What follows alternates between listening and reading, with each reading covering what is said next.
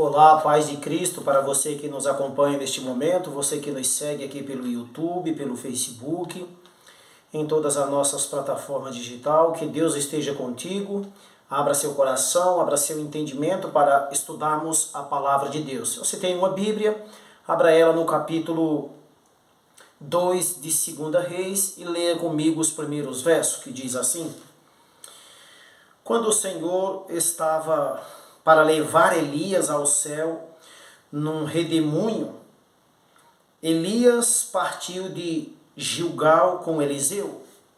Quando o Senhor Deus estava para levar Elias para o céu num rodamuinho, então o Elias partiu com Eliseu de Gilgal. O que ele estava fazendo em Gilgal? Olha o que diz o verso 2, disse Elias a Eliseu, fica-te aqui. O Senhor me enviou a Betel, segundo lugar. Eliseu, porém, disse, tão certo como vive o Senhor e vive a tua alma, não te deixarei, assim foro para Betel. O que tinha em Betel? Então ele está vindo de Gilgal, esses eram os lugares onde ele vivia, e agora Deus está mandando, segundo ele ir até Betel. Quando chega em Betel, veja o que acontece no versículo 3. Os discípulos dos profetas que estavam em Betel, fazendo o que nós precisamos entender, saíram ao encontro de Eliseu e perguntaram, saibeis que o Senhor hoje levará o teu mestre por sobre a tua cabeça? Respondeu ele, sim, eu sei, mas calai-vos. É interessante notarmos que os discípulos dos profetas, eles sabiam a forma como o Senhor iria levar Eliseu acima da tua cabeça. Quem disse isso para eles? Continua lendo. Versículo 4 vai dizer, então Elias lhe disse, Eliseu, fica-te aqui, o Senhor me enviou a Jericó. Era o terceiro lugar. Ele, porém, disse, tão certo novamente como vive o Senhor e vive a tua alma, não te deixarei. Assim foram para Jericó. Os discípulos que também viviam neste lugar, diz o versículo 5, os discípulos dos profetas que estavam em Jericó se aproximaram de Eliseu e perguntaram, saibeis que o Senhor hoje levará o teu mestre diante de ti?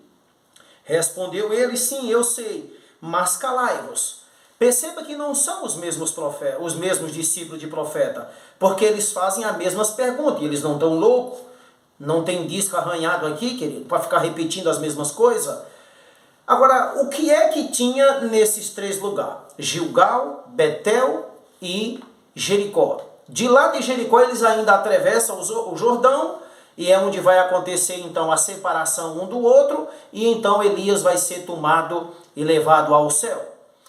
Irmãos, na realidade o que tinha aqui, o que tinha lá em Gilgal era uma escola de profeta, o que tinha em Betel era uma segunda escola de profeta, e o que tinha em Jericó era uma terceira escola de profeta.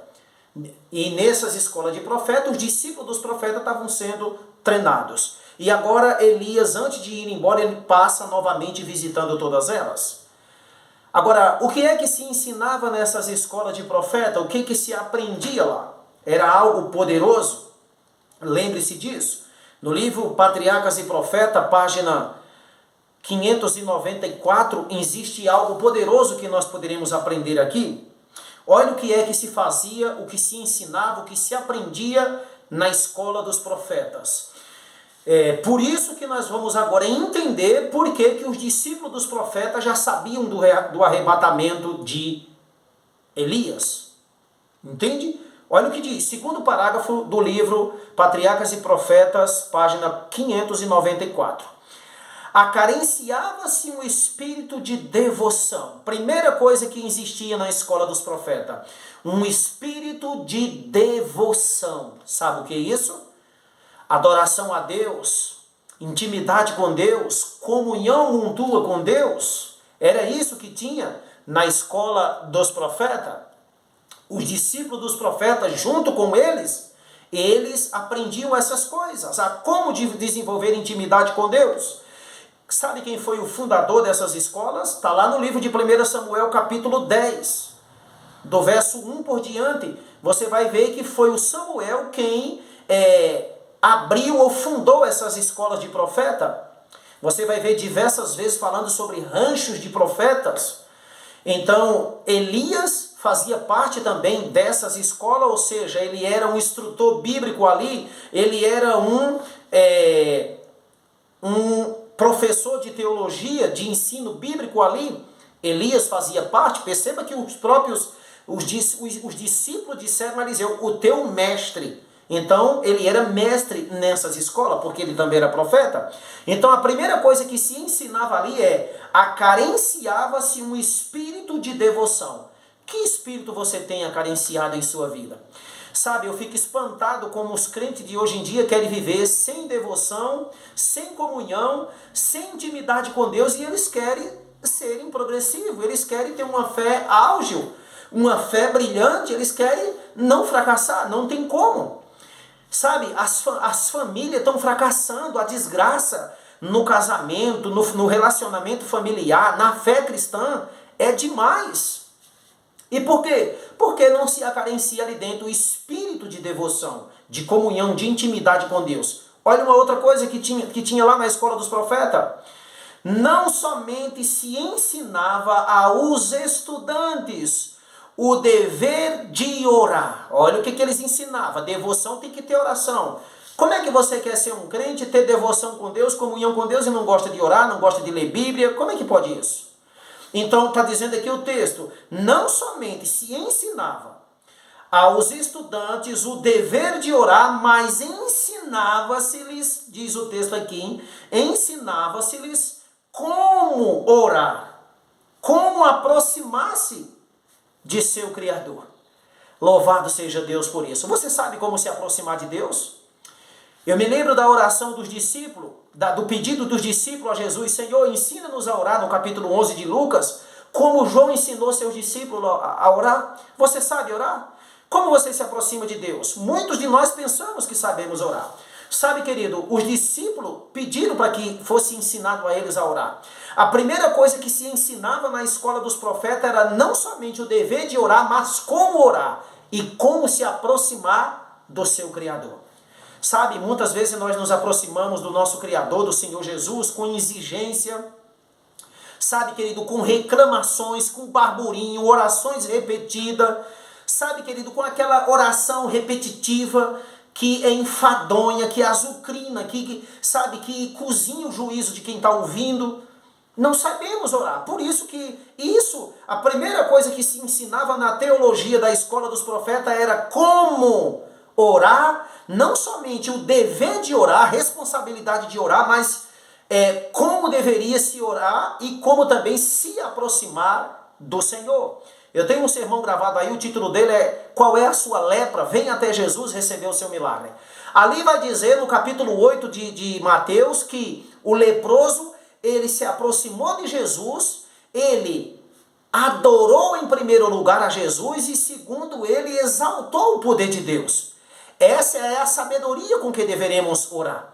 Daniel, quando se aproximava de Jesus, ele fechava seu quarto, ele ele abria as janelas do seu quarto, ele, sabe, querido, se voltava completamente, ele voltava a sua face de tudo aquilo que ele estava fazendo e se concentrava na sua oração. Você sabe como orar? Você tem certeza de que sabe como orar? Olha o que diz mais. Mas ensinava-se-lhes como orar e como aproximar-se de seu Criador, como exercer a fé nele. Você sabe como exercer fé em Cristo? A gente vê o quanto tem crente despreparado hoje em dia, basta vir uma calamidade.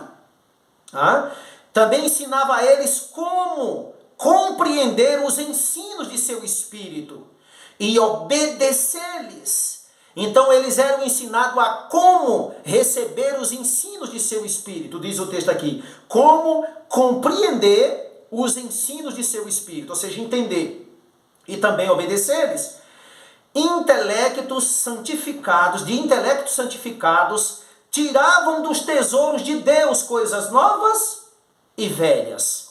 Lá em Mateus existe um texto que diz, A quem eu compararei o reino de Deus é semelhante a um pai de família que sabe no tempo certo tirar do seu tesouro coisas novas e coisas velhas, ou seja, do Antigo e do Novo Testamento.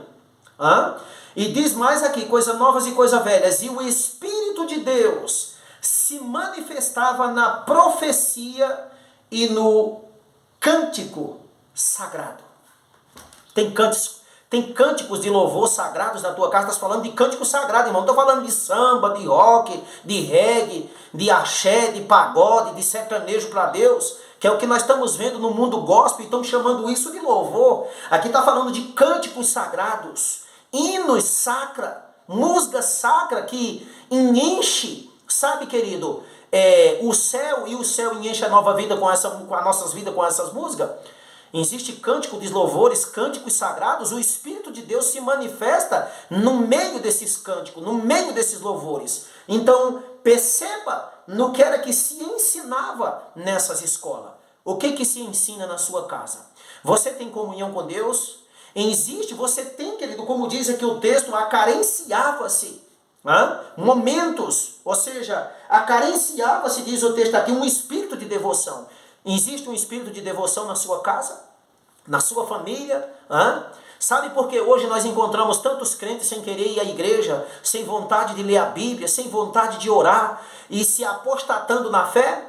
Sabe por quê? Sabe por que existe essa ruína espiritual, essa decadência, essa imensalidade de apostasia no meio do cristianismo, no seio do cristianismo?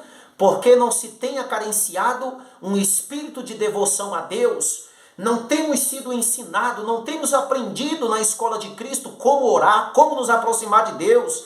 Não temos intimidade com a palavra de Deus ou com Deus por meio da palavra. E é isso que nós precisamos aprender, queridos irmãos. Medite nesta palavra.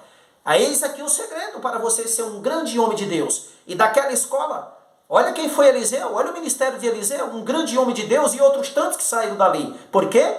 Porque eles eram ensinados a orar, a respeito da prática da oração, mas não somente o dever de orar, mas como orar, como se aproximar de Deus. Eles também aprendiam por meio da palavra de Deus, como guardar os mandamentos de Deus. Eles aprendiam a ouvir, discernir o dom profético. Sabe, querido, eles ouviam a voz do Espírito Santo pelo ministério profético e também, sabe, querido, o Espírito Santo ali se manifestava e dava a eles visões. E aí agora eu quero te dizer, por isso que os discípulos dos profetas sabiam que eles iam ser arrebatados. Quem disse isso a eles? O Espírito Santo que se manifestava no meio dessa devoção. Que Deus te abençoe. E que você aprenda, e eu também, como a gente realmente temos um nosso devocional com Deus. Amém? Que Deus te abençoe. Compartilhe essa palavra. Se você ainda não é inscrito aqui no canal no YouTube, se inscreva, é o Baú Genival, deixe seu comentário. Compartilhe a mensagem. E se você também não nos segue ainda pelo nosso Facebook, é o Genival Silva. Eu aguardo por você lá. Essa mensagem está em ambas as partes. Que Deus te abençoe, um abraço e até o próximo vídeo, se Deus assim permitir.